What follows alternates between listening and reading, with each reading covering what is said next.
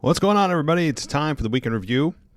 It is the 5th day of January, 2025. We're here, and in less than a month, the Royal Rumble comes to us. But before that, of course, tomorrow night on Raw is the debut of Raw on Netflix. And the show continues to get bigger. The show continues to add star power, and even star power I'm sure that we don't know about yet. And that, of course, if you haven't already heard, is The Rock, who is now 100% confirmed. This is not insider reporting. This isn't rumor, innuendo, it's confirmed. And how? Well, The Rock himself. I mean, no better source than The Rock himself, who posted on Instagram earlier today that he is going to be at Raw. Now, what's the purpose of The Rock being there? Why is he going to be there? What's he going to do? The million-dollar question remains to be seen. There are some pretty likely scenarios that he could find himself in. The most likely being getting physically involved in the tribal warfare match between Roman Reigns and Solo Sikoa, either during or after, or just simply showing up and doing what he did at Bad Blood and staring down both men and wondering what he's going to do, but he ends up doing nothing. I mean, it's also very possible. But it is Raw on Netflix. Massive, massive show for the company. A milestone show for the company. One that is going to be looked at in 10 years as when they debuted on Netflix. What happened on the first show? They're always going to want to make it a big one, and this one is going to be no exception. You have right now, this is just so far what we know on the 3-hour show, which, by the way, I'll get to that in a minute. It may not always be a 3-hour show. Apparently, Netflix doesn't have a time slot, a time requirement that they have to fit in. Meaning, Raw could be anywhere from like 2.5 hours to 3 hours every week. I'll have to dig more into that, but that is apparently what's being reported. It's not a cable network. We're under different rules now. That would be interesting. I actually would really like that. Now, it would be no less than this amount or no more than this amount. That's fine. But it would also really make you not always know when the show is going to end. Because with a cable network show, you know that you cannot go over this amount of time or they're going to pay dearly per minute. And they've done that for decades. And you always kind of knew, okay, this match, it's 10:50. Raw ends at 11. They might have a little overrun, so the match is going to go about 10 minutes, and then they're going to have some big cliffhanger to keep you going for the next show. If they don't have a set exact time that you're going to know when Raw's ending, that's way more unpredictable, is it not? To know, oh, wait, wow, this is the main event, but I don't know. This could go 10 minutes, 12 minutes, 15 minutes. If this is true, that's going to be a much more fun Raw every week. So, now again, back to my original point. With John Cena confirmed, kicking off, and I believe he'll actually kick off Raw. I think John Cena will be the music that hits first. I think he'll come out, cut a promo. We'll get an idea of who's going to interrupt him. It'll be fun. And where his first program could go, although he is entering into the Royal Rumble, so perhaps others who are entering the Rumble will interrupt him. It could be just some mid-level heel that ends up getting an AA. But I've told you since the beginning, John Cena needs to be serious. I don't need joking John Cena. Bald spot and all. Bring it on. I mean, I just don't want John Cena pretending to be playing the character John Cena. I want him being himself. And that's, I think, what we'll get. Now, again, since John Cena is going to be in the Royal Rumble, there's no, kind of one-on-one program he'll dive into just yet. That'll be after the Royal Rumble. If he wins it, then we'll know who he's going to face at WrestleMania. But of course, one step at a time here. So that'll be my guess as how Raw opens. And then, of course, we have The Rock, as I just mentioned, confirmed. Roman Reigns confirmed with Solo Sikoa in the tribal warfare match. CM Punk, Seth Rollins, in which many, including myself, believe this could be the catalyst that starts to turn Seth heel. May not happen instantly, but it could be the catalyst that we look back on as, it kind of started there. That's my thought, is I believe CM Punk will win. And if he doesn't, even if CM Punk doesn't win, Seth could win by doing something nefarious to win. Either way, no matter the outcome, I believe it should be the turn of Seth Rollins back to heel, which I believe he should be a heel anyway. As a babyface, I still have trouble believing him as a babyface. He just, everything about him screams heel. I think he's an amazing wrestler. He's a polished Hall of Famer. I mean, he's a Hall of Famer right now. But anyway, so that's my thought and thinking with the purpose of the Seth CM Punk matchup tomorrow night. Drew McIntyre versus Jey Uso tomorrow night. That's people are sleeping on that match. I wouldn't sleep on that match. I know it's being overshadowed because of everything else and all the other star power there, but that's a matchup that could, number one, I'll be very good, and I think it will be, but also give you more of a direction of where the Drew character is going. I don't think he's going to hang out with Jey Uso too much. I think he'll kind of move on through Jey, and I think Drew should win that, by the way. And also, you have the Women's World Championship with Liv Morgan and Rhea Ripley. So that's another big matchup that we're getting tomorrow night, championship match. Many are predicting Liv Morgan to drop the belt there, as it is the January 6th edition, Raw debut on Netflix. I would caution WWE, because I'm sure they're listening and heed my advice and hang on my every word, that just because it is the Raw debut, and it does need to be a big show, that rash decisions aren't made to just make an impact. I still don't think Rhea should win it here. I think there's a good chance she does, but it is a tough match to call. It is their final match in this program they're having. So you can make a case either way. I won't be angry either way. I think these women have done a great job with their program, generally speaking. I expect Don to be involved, maybe even the Judgment Day to some degree. Damian Priest, Finn Balor could have a say in this as well. It could just be all hands on deck. I hope it's not. I hope it's just kind of a straight up, especially it's their final one. Is it a last woman standing too? I think it might be. I might have missed that point. But regardless, you can make a case for either woman. And it's a tough one to call. Stay away from that if you're looking to bet on tomorrow night for any kind of Vegas odds or something like that, because you can do that, and I would stay away from that one. It's just too difficult to call. But there you go. There's the preview for tomorrow night, which is where all eyes and ears are right now. Looking back on this week, we're going to do that in this show, but tomorrow night is clearly the focus. Tomorrow night is where everyone's thinking and what everyone's talking about. But there are some big things that happened this past week, and we'll get to that and talk about that in depth. But first, welcome to the WWE Podcast, everybody. We are here about 5 days a week, covering NXT, Main Event, SmackDown, Raw, this show, and some nostalgia thrown in as well. So if you want to get rid of those ads you've already heard during the show and you're not already on Patreon, what are you doing? Head on over. It's for a free 7-day trial right now. Patreon.com/WWE Podcast, or follow me on X at wrestling_audio. I'm on there too.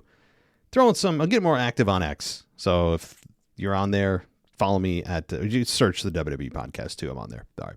So let's go. Let's talk about this week in WWE. And it's going to be difficult to not talk about tomorrow night because that's even where my mind is. It's difficult to do a review show when so much is going to happen tomorrow night. But let's do it. I'm going to talk a little bit about SmackDown first, touch on Raw, and maybe some follow-up stuff here. All right. So Cody Rhodes comes out and he told the Phoenix crowd he would normally ask what they want to talk about, but thinks all they want to talk about, they all want to talk about the same thing. Cody said WWE is on the cusp of changing everything. He said it starts with SmackDown going 3 hours in Phoenix and then Raw moving to Netflix. I don't know why he's a company spokesman. He's the champion. He should be caring about fighting people, defending his championship. And this is I think a flaw that just is somehow a corporate mandate that they make all champions and really anybody high level talk about. I mean, that's the first thing the first thing on your mind is worrying about what the company's doing from a television perspective. Well, I don't know. I've always hated that. I know they need to get the message out, but obviously everyone knows now. No one's in the dark about this. So he's changing everything, and we're going to SmackDown for 3 hours. Like, what the hell? Who cares? You're there as a wrestler to compete and kick ass. It's just leave the announcers and the video packages and the corporate suits to do that kind of stuff. I've never enjoyed that. This isn't necessarily a Cody slam here, but it's just kind of a cultural thing that WWE has implemented among all talent, that they must talk about this. It's important to your character. It's like, no, it's not. What do they care? I don't know. So let's go. Let's keep going here. Not a good start. Cody said he's not cleared to wrestle because of the attack by Kevin Owens. And he said SmackDown GM Nick Aldis and management are worried that he's on the show in the first place. But he said the Royal Rumble is roughly a month away. And he was interrupted by music, which Drew McIntyre was the interruption. Drew McIntyre, yes. Cody did look confused. And he had said that Cody was about to screw up his life's work. He wasn't there to help him, or wasn't there to hurt him. He was there to help him. McIntyre said that they have the best wrestlers in the company, and Cody's the quarterback of it all. And said that Owens is running around with a replica belt, quote, like all these idiots do, pretending he's a world champion. That was great. Insulting people that bought championship belts. Hey, I'm one of them. It is cool to hold a piece of gold, quote unquote, that is the same in size. And it does make you feel like, hey, you imagine yourself as a champion. Like, why else would you buy that? And I get it as a fan. And it's embarrassing that it's brought to light that a wrestler called you out. And imagine anybody in the audience has a championship belt. Did they just like quietly put it behind their back like they don't have it? Because you see people at events, if you've been to an event, bring those championship belts or buy them at twice retail value at those merch stands and just get completely robbed. I mean, I'm telling the people who are selling at the merch stands are told by management, okay, you need to ask those patrons who are at the merch stands how far can you bend over? I mean, that's the first thing they ask you, because you're going to pay top dollar for everything there. Anyway, McIntyre said they're promoting Owens as a world champion on live events, and said he could tell that Cody needed a friend and someone to watch his back. That's when Cody cut him off and asked about him being there to help him, and said that McIntyre said he always tells the truth. And Cody talked about the good things he could say about McIntyre, from being a workhorse during the darkest time and darkest era in WWE, referencing the pandemic era, COVID era, or the Thunderdome era. And that they both kind of needed to leave WWE to find themselves, to come back, and they have very much parallel careers. And he said, though, that he doesn't believe him. Cody said he feels the tension and invited McIntyre to cut to the chase by just fighting. And McIntyre reiterated that he was there to help Cody, not hurt him. And then he went to the apron and said one more thing. McIntyre dropped to the floor and then told Cody that he needs to watch his back. That's when Kevin Owens attacked Cody from behind, and Cody fought back, and we had a kind of back and forth, pull apart. He sold some neck pain, Cody that is, and Cole once again talked about the show being 3 hours, and they hyped the show's main event, while a shot of the Bloodline walking backstage was next. So, a fine segment, one that makes you wonder what the hell's Drew's after here. I mean, he's a heel, so he and McIntyre, and Cody should eventually face each other for the world title. But does that mean that The Rock is not involved, or is involved, or where does that put Kevin Owens? Is Kevin Owens and Drew McIntyre in cahoots? And I guess my theory about Seth Rollins and McIntyre, for the time being anyway, aligning their interests, has gone by the wayside if Drew's on a different show now. So, interesting segment. Interesting wrinkle here in the linear story they were telling with just Kevin and Cody, as you bring McIntyre now into the fold. He's part of the transfer window, or as he called it, the portal. And he just kind of got annoyed with himself, not remembering what they called it. But I don't blame him. He even said, "I don't care what the hell you call it," which is true. I mean, but that was an unexpected debut on SmackDown. So fun segment here, and we move on. So Shinsuke Nakamura versus Andrade in a non-title match. This went 9 minutes, where Shinsuke beats Andrade, and the finish was Andrade hitting double knees from the corner, Andrade hitting a spinning back elbow for another near fall, and then Andrade placing Nakamura on the top turnbuckle, and then joined him in the ropes. Nakamura suffered stuffed a superplex, and then DDT'd Andrade on the top ring post, and Nakamura followed up with a Kinshasa and got the victory. So that was fine. Shinsuke, I would like him to get a little bit more airtime from a character perspective. It's seemingly like they forgot that they can actually still build his character. And this fact that SmackDown's now 3 hours on USA, 3 hours, does, number one, it's smart for the company if they're trying to maintain the level of revenue they're bringing in from ad and sponsorships, which is significant. So I know that the complaint from fans is, oh my God, 3 hours sucks. And it does suck. Even if you're the most ardent of wrestling fan, you can't tell me that 3 hours of a wrestling show is better than 2. There is not a more is better absolute solution to this. Or absolute conclusion. I mean, more is not always better. I think most fans would agree that 2 hours is the sweet spot for a wrestling show. When you think about it, that even the 2 hours is still more than most movies. The average movie is about 90 minutes.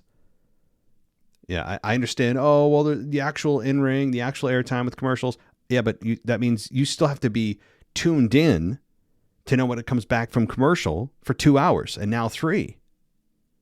So, yeah, sure. Like when you take away commercials and all the other rest and ads and video packages, yeah, like you could boil it down to an hour and a half or less of actual core content, but you still need to be attentive for 2 to 3 hours now. But I digress. So after the match, LA Knight ran to the ring where he ducked a belt shot, and Knight took Nakamura down and threw some punches at him. Knight went for his BFT finish, or I should say BLT for those of you that are foodies, right? BLT finish, just call it that. Nakamura avoided it and exited the ring. And that's when LA Knight got a mic and accused Nakamura of stealing his title.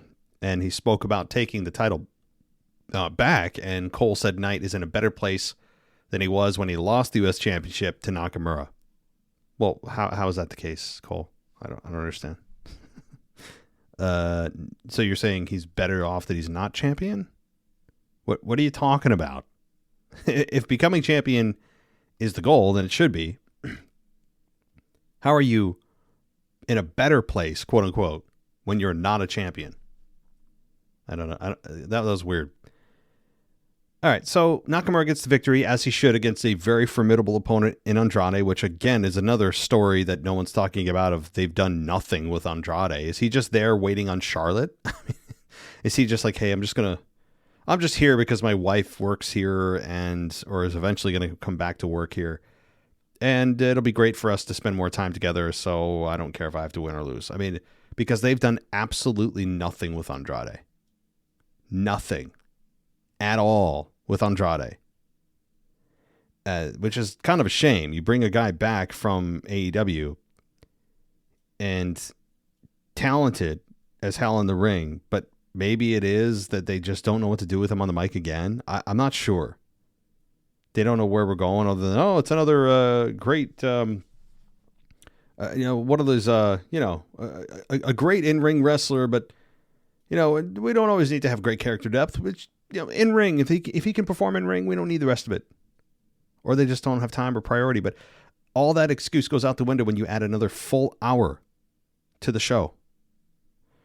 So Andrade has been really kind of a head scratcher for him to return just to do what? I mean, he's essentially done job after job after job. All right. So we then have, let's see here, DIY show up backstage here, because Nick Aldis was questioned by Pretty Deadly about accusing Los Garza of attacking the Street Profits, who, by the way, were injured at a live event.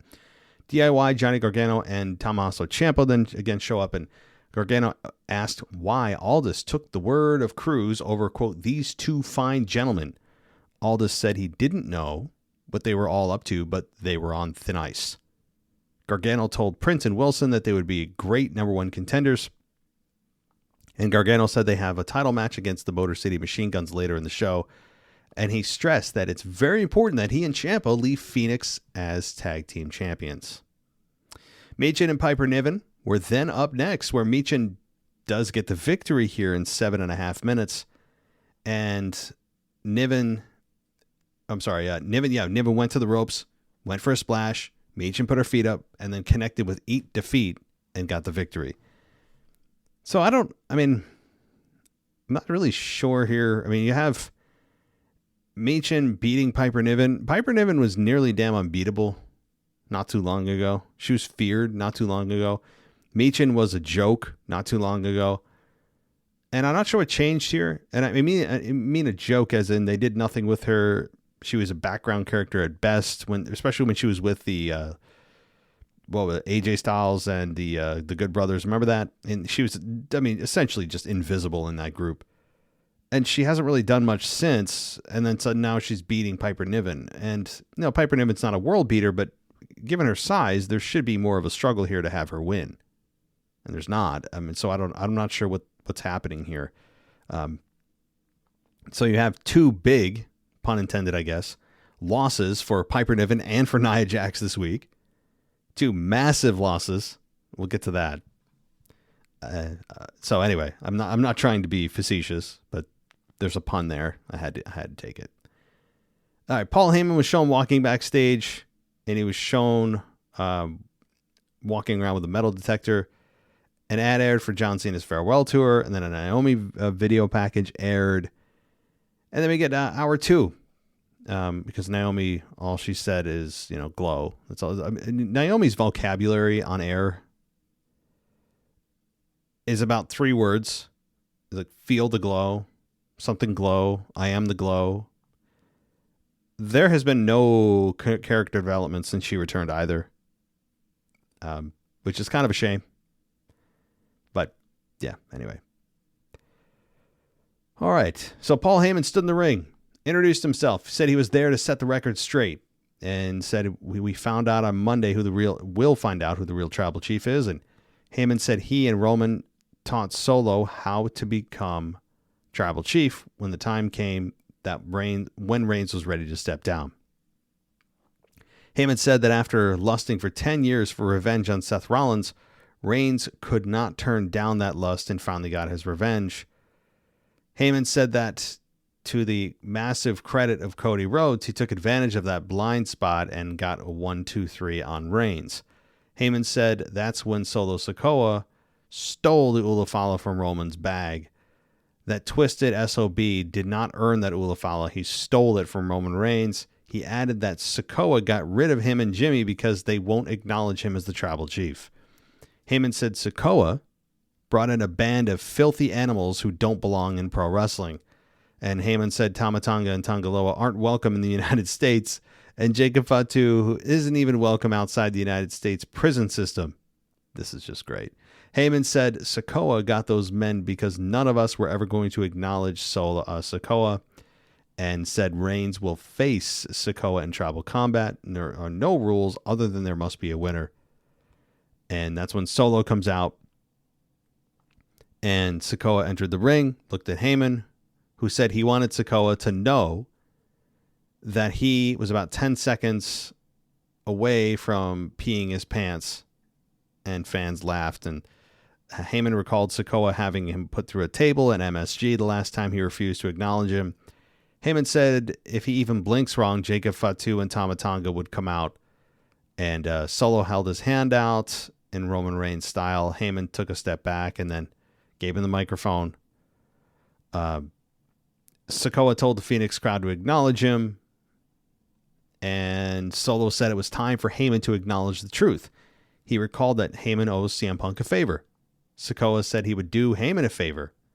and said he needs someone to hold the Ulafala during his match with Roman Reigns, and he needs that person to never disrespect him, his family, or the Ulafala. Sikoa said that if Reigns beats him in tribal combat, Heyman will put the Ulafala around his neck, and said that he would acknowledge Reigns as the tribal chief. And Sikoa said that when he beats Reigns, Heyman will put the Ulafala around his neck and everyone will know who owns it.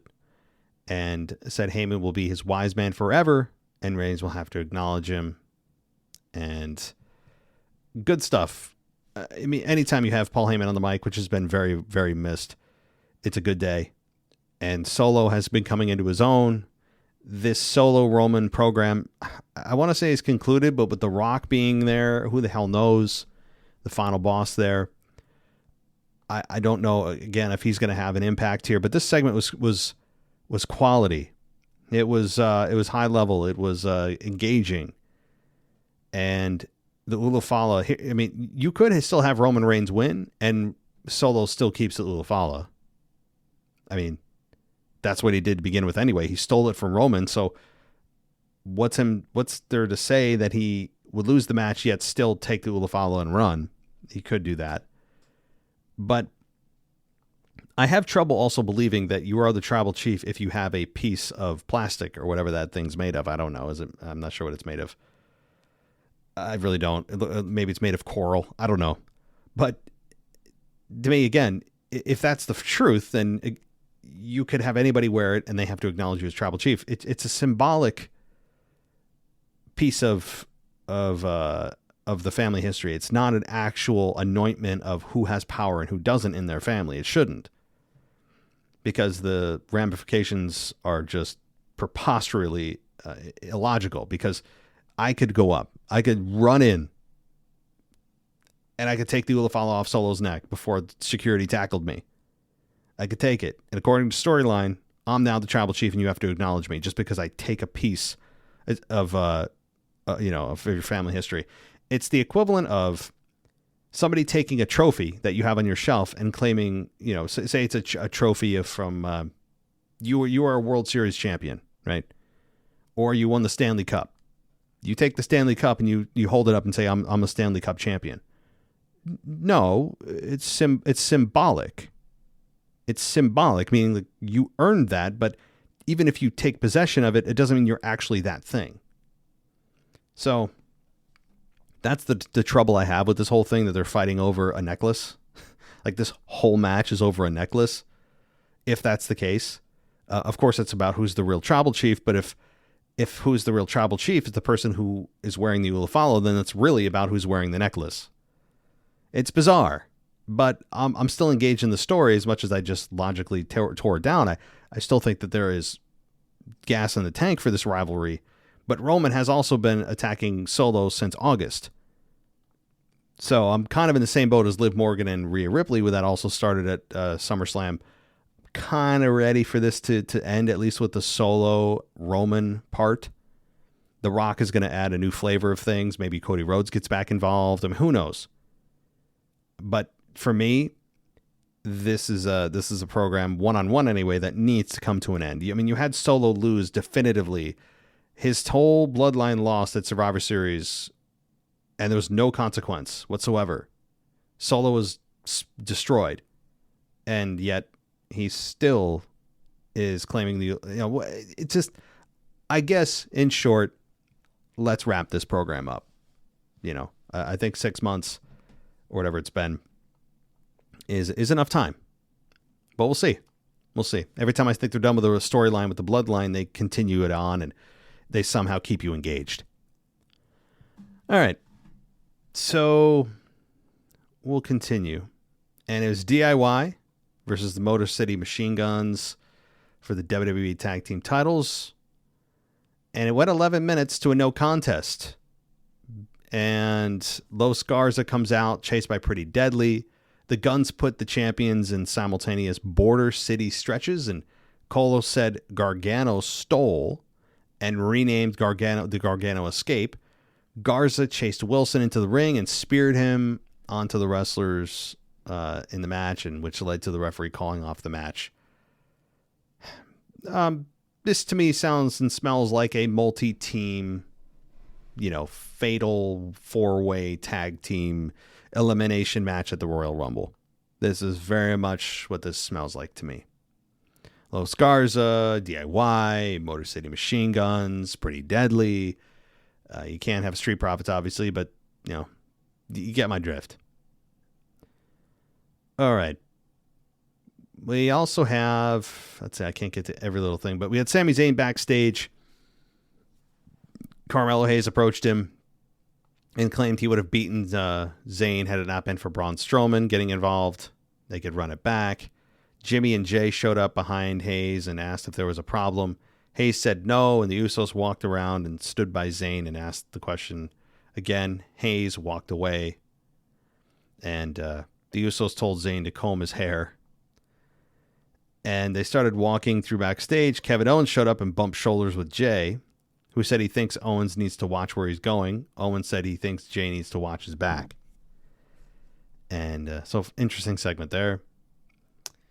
So continuing on here, we have Cody and Nick Aldis backstage. So Aldis asked Cody to think about the big picture, his future, the company's future.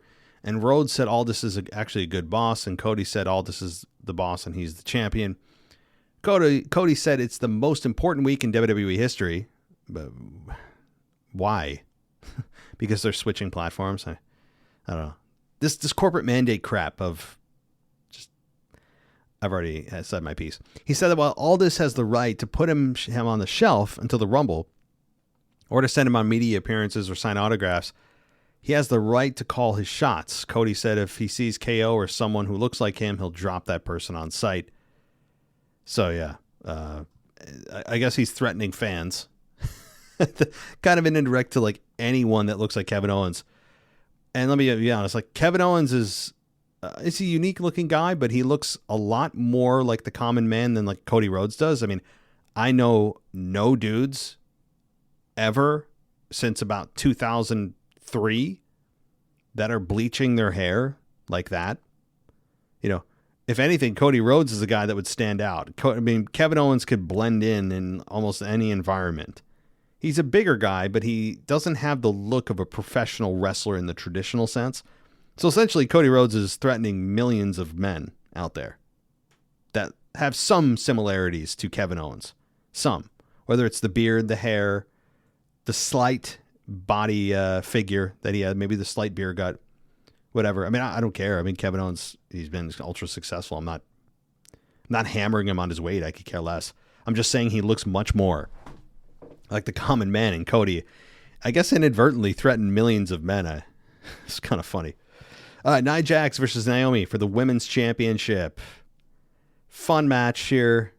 Naomi, and this is probably the longest. Somebody tell me a singles match where the women went 20 minutes. I don't even know. What was it, back when Charlotte and Becky were still at the reins here, when the women's evolution really was taking shape? This is, 20 minutes for this whole thing. Yes, it did include Tiffany Stratton in the cash-in, but like a single match, regardless of how much interference there was, that lasted 20 minutes. Wow. And you know what? Another thing, good thing about this extra hour on SmackDown, hopefully means more women are showcased on SmackDown, get more time. I'm very surprised that, and I just said this, I think the week before, that Stratton should hold it for a little while or stop bringing out the briefcase to remind us. And lo and behold, she cashes the damn thing in the next week. So here we are. Fun match between Naomi and Nia Jax. I think that Nia Jax had more gas in her tank for her run. But what do I know? There's plans that I'm, of course, not aware of. And Naomi did lose here, but Tiffany Stratton cashing in, she feigned the cash in, and I kind of fell for it too. That okay, she was teasing it, she was going to, and then she didn't. And then after the match, celebrating with Nia because Nia beat Naomi, she retains, and that's when we have Tiffany Stratton attack Nia Jax, who's standing on the middle rope, celebrating, and hits her in the back with the briefcase, which Nia Jax sold it as if she had been hit in the head with a steel chair. I mean, she acted like she was knocked out. That's not, I mean, it makes no sense there, but I guess I know what they were going for. And that's when she also nailed Candice LeRae. And we had, of course, the KOD hit on Nia Jax. That was, that's always fun to watch. And, Bianca Belair is a beast. My God, can we get her out of the gosh dang women's tag team division? Get her out. So it's also interesting that she didn't cash in and then just kind of hope that someone would take advantage of that spot for her to KOD Nia Jax. But it was a beautiful KOD. Beautiful KOD, executed perfectly. And then Tiffany hits the over the moonsault. And 1, 2, 3, it's Tiffy time, as Cole said. And you always know, here, Cole, let me tell you something. Until you realize you're doing this, you're ruining a lot of moments. I like Cole. I've learned to really respect the hell out of him. He came off of a legendary announcer in Jim Ross. It's unfair to compare him to Jim. And for a long time, it took fans a long time to accept that Jim Ross is not coming back. But Cole, as good as you are, and you're very good, and you seem like a genuinely great guy, you always know when the finish of the match is actually happening because Cole will sync up his speaking with the 3 count. He'll go into whatever phrase he's going to say that speaks to the victory. Because during a 2 count that he knows is not going to finish the match, he'll be a little more quiet. He went into Tiffy time, as he does so many big moments and big finishes. When the 3 count is official, he'll go into a phrase that is a phrase he wanted to use for that particular victory. For the example, the 3 count here is, it's Tiffy time. 1, 2, 3, right? 1, 2, 3. 1, it's 2, Tiffy, 3, time. I hate that. He has to say it as the 3 count's happening, which as he goes into his finish phrase, it's actually over. If no one else noticed this, I'm sorry I ruined it for you, but Cole has a horrible habit of doing this. Horrible. So it kind of ruined it for me there. Even though I knew what they were going for here after the KOD, after the over the moonsault, after the shot with the briefcase, you knew Nia Jax is probably cooked. But at least, Cole, please stop doing that. It may be something that you think we don't notice. I notice, and it ruins the moments.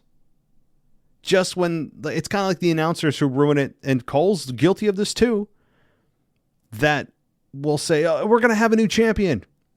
Immediately, that's not happening. Instantly, 100%, not just 99%, 100% of the time, that what they just said is not happening.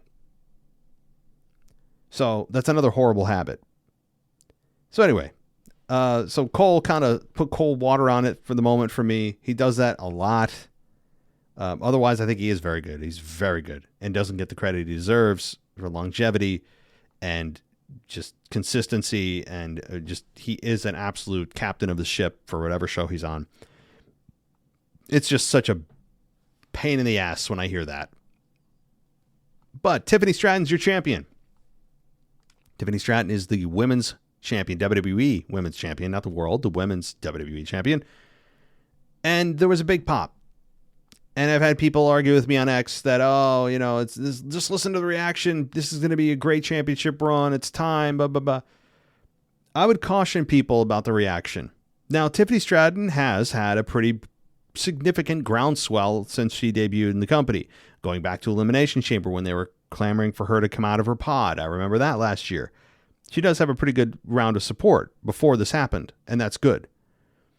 My concern is that the pop was a lot for the moment and not a lot for what it actually means. What do I mean by that? Cash-ins inherently have big pops because a crowd knows it's a big moment that they're about to witness. It's an exciting moment. Cash-ins are fun. You know, you're more often than not about to watch a championship change hands. Not guaranteed, but pretty good chance. And so the crowd gets excited. But to me, the more important part is not how the crowd reacts in that moment, because it's just pure superficial, a lot of times surface level excitement. You had Dolph Ziggler do the same on the Monday Night Raw after WrestleMania, and then his championship run went nowhere. Right? So I just caution people that, sure, I think Tiffany Stratton I think she actually will be fine, but you can't judge how successful it is of someone as a champion based on a moment. A singular moment that you know is just going to get a bit of reaction because of the moment. It's the follow-up. What are they going to do? What's the plan?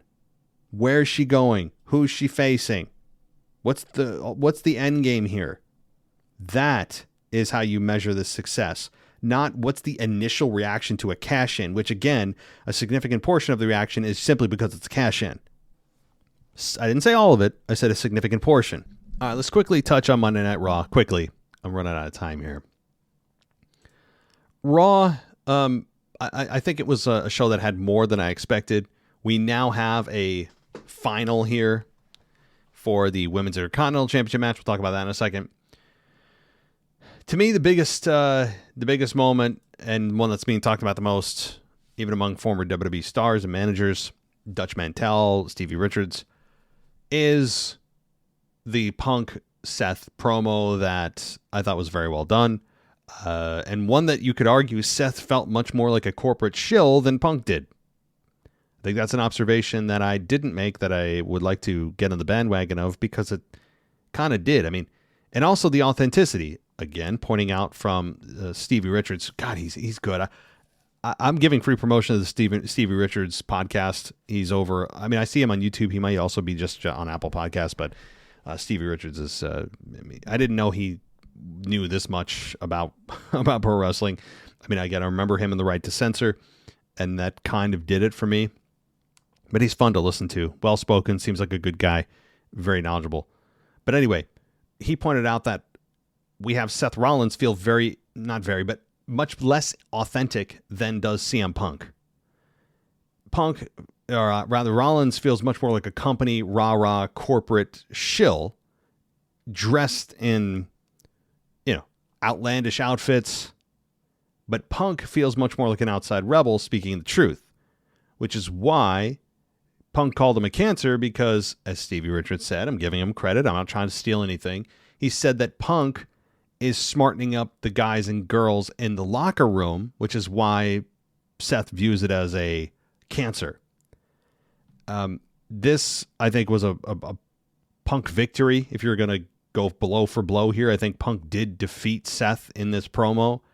Despite the moments where Punk pointed out that, Seth pointed out that Punk doesn't have children to raise or whatever, I think you did have a victory here by Punk.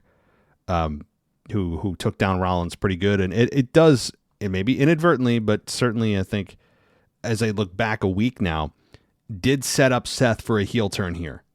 I think Seth is nicely set up for a heel turn. He just feels much more like a company guy than Punk did. Punk even said he's not here to make friends, he's here to make money. Great. Cool. Thanks for the honesty. That's something you don't hear baby faces say a whole lot, do you? That they're here to make money, not friends. And yet the crowd didn't care. Because authenticity, even if it's something that the crowd goes, that's not a great thing. But they're thinking, well, I don't really agree with that. I don't like that. But hey, you're authentic. You don't feel like you're BSing me. You feel real. That is more important when it comes to crowd reaction. That will supersede even the content of what you're saying, because people have a BS detector. And Punk feels much more authentic here. It was a fun segment, one that is, if this program is going to go longer, and I think it probably will based on the feedback here, it was a great kickoff. Chad Gable and Otis. Chad Gable beats Otis in 9 minutes and 20 seconds. Finally, the match happens. Dakota Kai versus Zoe Stark in a women's IC title semifinal match. Dakota Kai beats Zoe Stark in 8 minutes to advance to the finals of the women's IC title tournament. Damian Priest and the War Raiders versus Finn Balor, Dominic, and JD. This is Damian and the War Raiders beating Finn, Dom, and JD in 9 minutes. And we have Sheamus come out, attack Ludwig Kaiser, who was cutting a promo. Io Sky versus Lyra Valkyria for a women's IC title tournament semifinal match. This saw Lyra Valkyria beat Io Sky in 11 minutes and 45 seconds. So Dakota Kai versus Lyra Valkyria is going to be the finals matchup for the women's IC title. So that'll be held on Raw in 2 weeks in San Jose. So I'm glad they didn't try to shove this in with everything else on the Monday Night Raw debut on Netflix tomorrow. You got to have something to go on from the weeks to come. I mean, the show will go on after this, and they're going to have to come up with content and matches after this. I mean, everything doesn't just end tomorrow night, right? It just begins. That's going to be an easy piece of cake show as far as coming up with content. You got a lot of stars, a lot of storylines, big moments. Easy show comparatively to the following shows that you have to then come up with content for. So that's a lock it up matchup for the women's IC title in San Jose in a week from tomorrow. So we'll either have Lyra Valkyria or Dakota Kai be the inaugural women's Intercontinental Champion. That'll be cool. And then again, we got the CM Punk Seth promo that I just talked about, the little brother references and all the rest. That was fun to watch. So that is the down and dirty version of Raw. And again, all eyes, as I started the show, all ears, all brains, if you're a wrestling fan, are on tomorrow night and on the debut of Raw on Netflix. Going to be a blast. Going to be interesting to see how much content. I haven't looked at Raw on Netflix or any kind of WWE content on Netflix yet. Have they even brought over the library? I don't know. I don't know what exactly they've brought over. I would think at minimum all Monday Night Raws. But if Peacock also has WWE content, I don't think their contract expires anytime soon. So Peacock still probably holds all the PLEs, all the collections. And I'm actually, sadly, just getting to the Vince McMahon Netflix documentary. I think I'm on part 3. It doesn't feel so much as a Vince McMahon documentary. It's just kind of more of WWE as a whole. And it didn't dive into the sexual assault allegations, which they acknowledged at the beginning of the documentary about it, how, this happened right after we concluded with the interviews, and which kind of made me disappointed because you're thinking, oh man, yeah, great. A Vince McMahon documentary. We're going to hear all the dirty, the nitty gritty, and we didn't. But I should have known with the timing. There's just no way. There's pending litigation. It doesn't make sense. You can't, no one's going to be talking about pending litigation and getting their hands dirty. Eventually, there will be the documentary that we all want with Vince.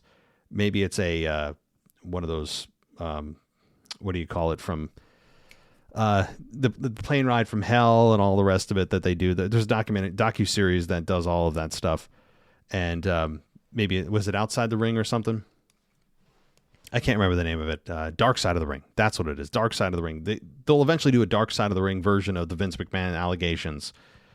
I think they will, and that'll be the dirt one. That if you're looking for that kind of stuff, that's going to be brutal. Anyway, thank you guys for listening. I appreciate all of your support as we dive into a massive, just bombshell of a Monday Night Raw tomorrow night. One of the biggest Raws in the company's history, no doubt. Star-studded. Expect the crowd to be hot. Everyone's highly anticipated. I'm sure nerves are through the roof on all ends here. So enjoy it, guys. I'll be trying to tweet somehow during the show. I normally don't usually watch it live, but maybe tomorrow I'll make an exception. So follow me on Twitter or X at wrestling_audio or WWE podcast. And follow us on we actually have TikTok. We also have YouTube. YouTube is also a good place. Search the WWE podcast on YouTube. Go ad-free at Patreon. Go ad-free on Apple. Really, we're everywhere. So thank you, everybody. Enjoy it, and we'll be talking real soon.